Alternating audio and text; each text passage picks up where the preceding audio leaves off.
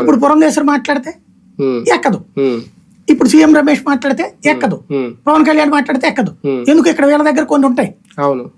అదే ఈఎంఐ వస్తే వ్యతిరేక పార్టీ వాళ్లే మాట్లాడుతున్నారండి, జగన్ ఎట్లాంటి వాడు చూడండి అనేటువంటి ఫీలింగ్. ఇంకోటి వాళ్ళ సొంత చెల్లెలే మాట్లాడుతుంది అనేటువంటి కోణం. ఈ పరిస్థితులన్నీ రేపొద్దున్న లేదంటే ప్రస్తుతం వైసీపీ తన అస్తిత్వాన్ని కాపాడుకునే అవసరం ఉంది, ఆ అవసరం ఏర్పడిందని అని అనుకోవచ్చా?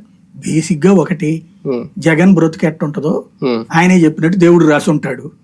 ఓసారి ఇచ్చాడు అధికారం, ఓసారి దించాడు, ఆయన ఇష్టం. మనం ఏం చేస్తాం దానికి? వీటన్నిటికీ పరిష్కారం షర్మిలను ఎవడేం చేయలేడు. షర్మిలను తగ్గాలి అంటే ఆస్తి మొత్తం అమ్మాయికి ఇచ్చేసేసి ఈయన సన్యాసం తీసుకుంటే ఏమైనా వర్కౌట్ అవుతుంది.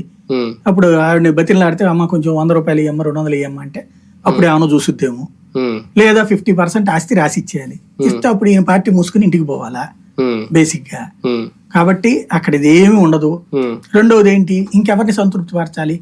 ఇప్పుడు ఆల్రెడీ తనది ఒక పాలసీ జనాలకి తెలిసింది, అది నచ్చిందా లేదా అంటే జనంకి నచ్చలేదు. మొన్న ఈ ట్రిప్ ఇప్పుడు తెలుగుదేశం పాలన అన్నటువంటిది ఆశించారు వాళ్ళు, ఇది నచ్చలేదు అనుకోండి, అప్పుడు జగన లేకపోతే షర్మిల అనేటువంటి దాంట్లో షర్మిలను ముందు పెట్టాలన్నది వీళ్ళ ప్రయత్నం. అది ఎంతవరకు ఫలిస్తుందో చూడాలి.